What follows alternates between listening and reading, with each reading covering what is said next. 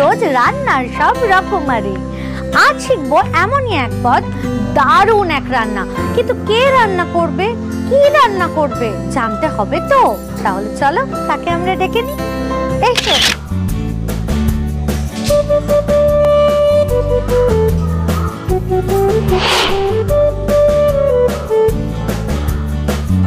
High. High Tania দিদি। তোমার নাম কি? আমার নাম সুইতামা মণ্ডল। বাহ, সুইতামা কোথা থেকে আসছো? বর্ধমান থেকে। বাহ, তোমার বাড়িতে কে কে আছে গো? আমার বাড়িতে আছে মা, বাবা, ভাই, আমি, দাদু, বড় মা, ঠাম্মা। বাহ, ভাই কোন ক্লাসে পড়ে?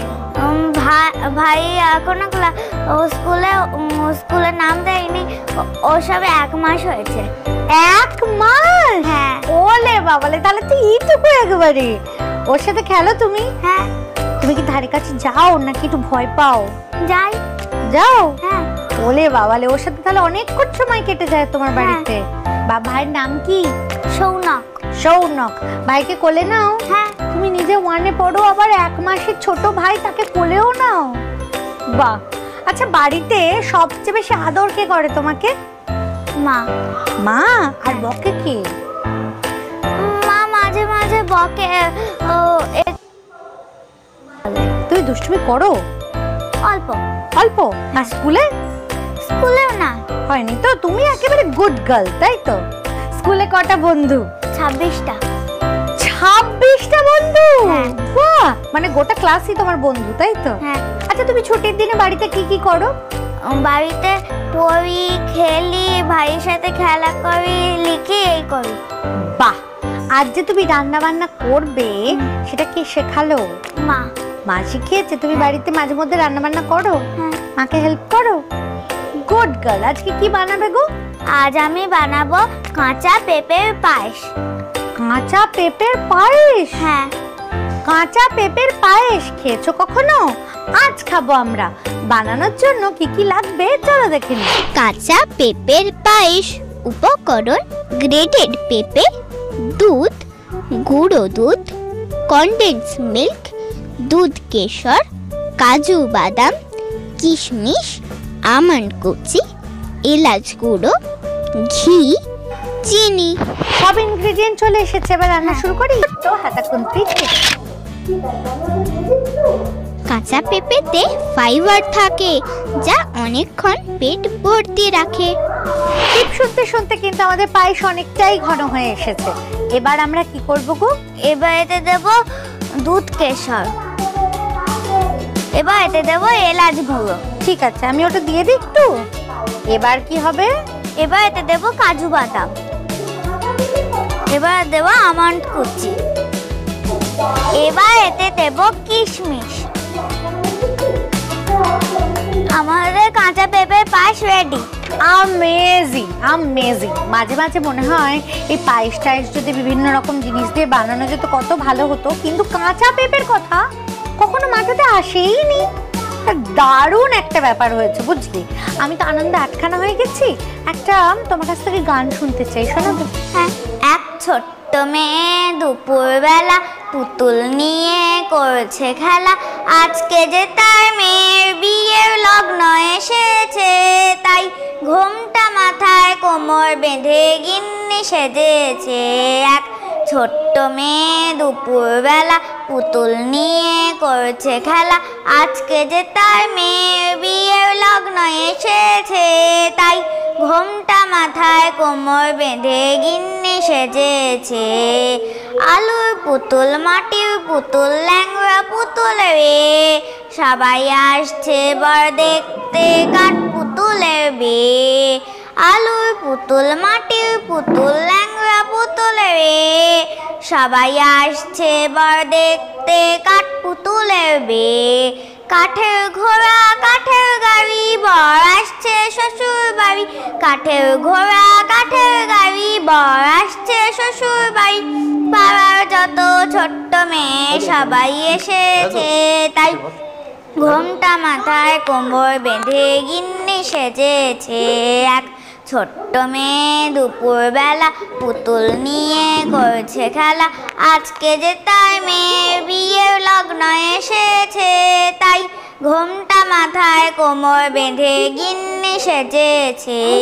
দারুণ দারুণ হয়েছে, আমি খুব খুশি। যেমন রান্না তেমন গান, তো মাল্টি ট্যালেন্টেড। এবার একজনকে এখানে ডাকবো। কাকে ডাকবো? তোমরা ভাবতেই পারছো না কাকে ডাকবো।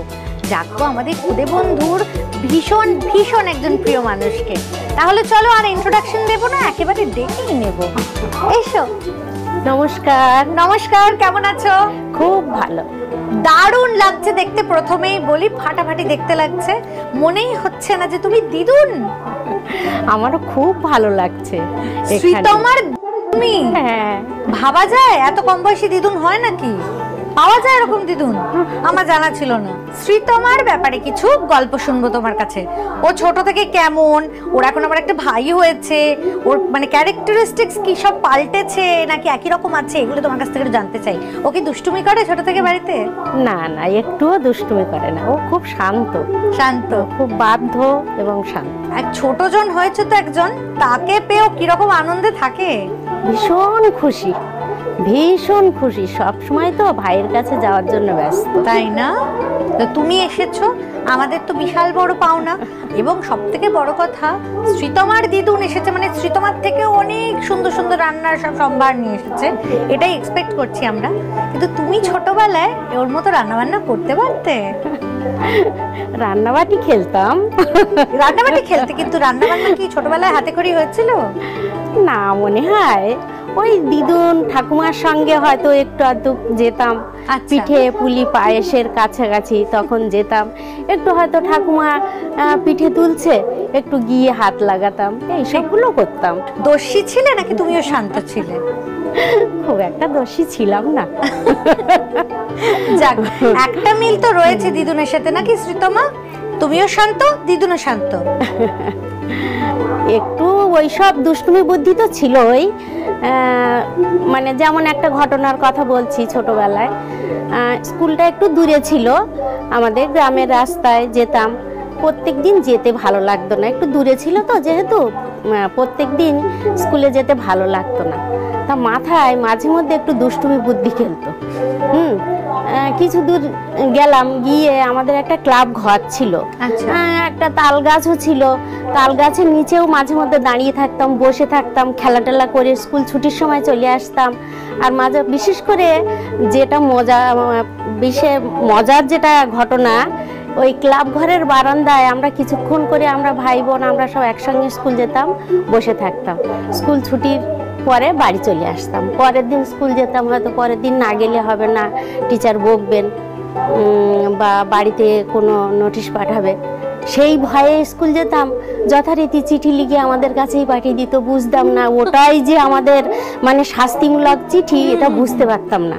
এনে আমার বড়দাও হাই স্কুল হেড টিচার ছিলেন, তা দাদার কাছে এনে দিতাম যে দাদা দেখো স্কুল থেকে না একটা চিঠি দিয়েছে।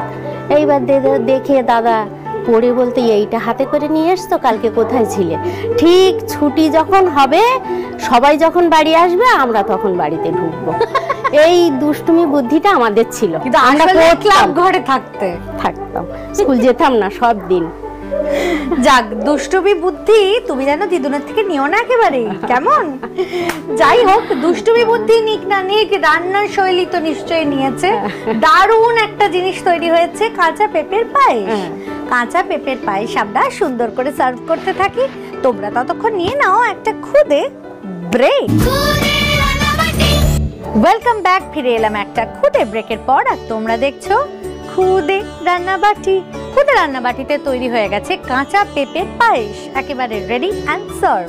ফাটাফাটি হয়েছে শ্রীতমা। এবার তোমার মতোই যেসব খুদে বন্ধুরা আমাদের এখন দেখছে, তারা যাতে সহজেই এটা বানাতে পারে, রেসিপিটা দেখিয়ে দেবো আরো একবার। প্রথমে কড়াইতে ঘি গরম করে তাতে ভাপানো গ্রেটেড পেঁপে দিয়ে একটু ভেজে দুধ দিয়ে মিশিয়ে নাও। এবার এতে গুঁড়ো দুধ, কনডেন্স মিল্ক ও পরিমাণ মতো চিনি দিয়ে নেড়ে চেড়ে ফুটিয়ে ঘন করে নাও। তারপর এর মধ্যে দুধ, কেশর, এলাচ গুঁড়ো, কাজু বাদাম আমন্ড কুচি ও কিশমিশ দিয়ে মিশিয়ে নিলেই রেডি কাঁচা পেঁপের পায়েস। এইবারে শিখবো আমরা পরের রান্না। দিদা আজ কি বানাচ্ছে? আমি বানাচ্ছি দুধ লাউয়ের ঘন্ট। বাহ, আজ হবে দুধ লাউয়ের ঘন্ট। বানানোর জন্য কি কি ইনগ্রেডিয়েন্ট লাগবে চলো দেখে আসি। দুধ লাউয়ের ঘন্ট। উপকরণ: লাউ কুচি, দুধ, তেজপাতা, গোটা শুকনো লঙ্কা, রাঁধুনি, চেরা কাঁচা লঙ্কা, হলুদ গুঁড়ো, গরম মশলা গুঁড়ো, ভাজা জিরে গুঁড়ো, ভাজা মৌরি গুঁড়ো, ভাজা বড়ি, ঘি, নুন, চিনি। সব চলে এসেছে, এবার রান্না বান্না শুরু করা যাক। প্রথম কি দেব বলো? একটা কড়াই দিতে হবে। এবার আমি দেব সাদা তেল। এবার আমি তেলের মধ্যে দেব রাঁধুনি ফোড়ন, তারপরে দেব তেজপাতা, তারপরে আমি এর মধ্যে শুকনো লঙ্কা দেব। এবার এর মধ্যে আমি লাউ কুচিটা দিয়ে দেব। এবার আমি একটু এর মধ্যে লবণ দিয়ে দেব।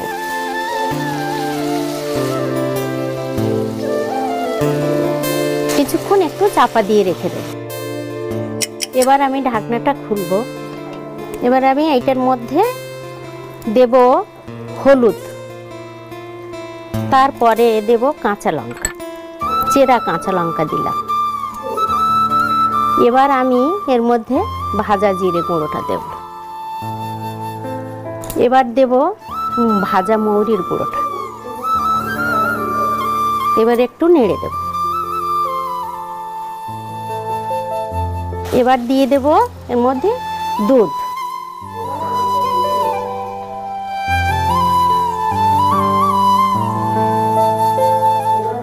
এটা এবার ফুটে উঠেছে, এর মধ্যে আমি ভাজা বড়িটা দিয়ে দেব।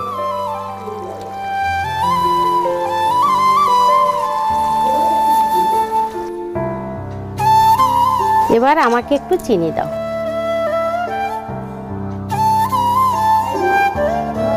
এবার আমি একটু ঘি আর গরম মশলা দিলেই আমার রেডি হয়ে যাবে দুধ লাউয়ের ঘন্ট। এবার একটু ঘি দেব।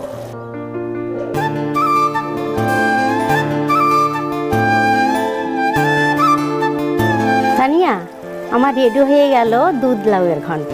লাউ দিয়ে তৈরি হয়ে গেল আজ দুধ লাউয়ের ঘন্ট, একেবারে রেডি টু সার্ভ। আমরা সার্ভ করতে থাকছি, তোমরা নিয়ে নাও একটা খুদে ব্রেক। Welcome back. ফিরে এলাম একটা খুদে ব্রেকের পর, আর তোমরা দেখছো খুদে রান্নাবাটি। খুদে রান্নাবাটিতে তৈরি হয়ে গেছে দুধ লাউয়ের ঘন্ট, একেবারে ready and serve. Well done both of you. তোমাদের দুজনের জন্যই আছে একটা স্পেশাল গিফট। তোমাদের জন্য আছে জয় গোপালের পক্ষ থেকে এই আকর্ষণীয় গিফট হ্যাম্পার। Thank you. জমিয়ে হবে খাওয়া দাওয়া, কিন্তু তার আগে দুধ লাউয়ের ঘন্ট আমরা কিভাবে বানালাম দেখিয়ে দেব আরো একবার। প্রথমে কড়াইতে সাদা তেল গরম করে তাতে রাঁধুনি, তেজপাতা ও গোটা শুকনো লঙ্কা ফোড়ন দিয়ে লাউ কুচি ও স্বাদ মতো নুন দিয়ে নেড়েচেড়ে কিছুক্ষণের জন্য ঢেকে দাও। লাউ সেদ্ধ হয়ে গেলে এতে হলুদ গুঁড়ো, চেরা কাঁচা লঙ্কা, ভাজা জিরে গুঁড়ো ও ভাজা মৌরি গুঁড়ো দিয়ে আবারও নেড়েচেড়ে পরিমাণ মতো দুধ দিয়ে দাও। এরপর গ্রেভি ফুটে উঠলে এর মধ্যে ভাজা বড়ি ও সামান্য চিনি দিয়ে মিশিয়ে উপর থেকে গরম মশলা গুঁড়ো ও ঘি ছড়িয়ে দিলেই রেডি দুধ লাউয়ের ঘন্ট। দুটো খাবারই আছে সাথে, কিন্তু লোভ সামলাতে পারছি না এই কাঁচা পেঁপের পায়েসটা দেখে, একটু খেয়ে দেখি তো।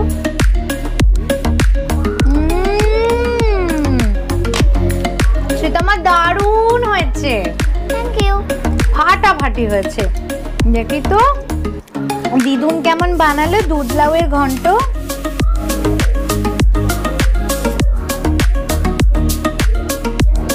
বাহ, খুব সুন্দর হয়েছে। Thank you.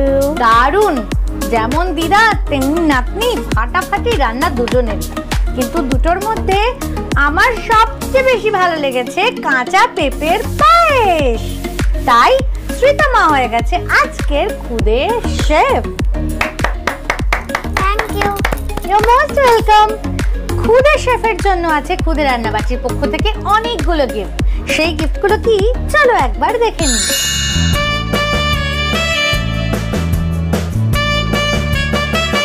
এছাড়াও আছে আর দুটো স্পেশাল গিফট। গুবলু কুমার, গুবলু কুমারের কি আনন্দ পাইস। ভালো হয়েছে, বুঝতে পেরেছি, খুব ভালো হয়েছে।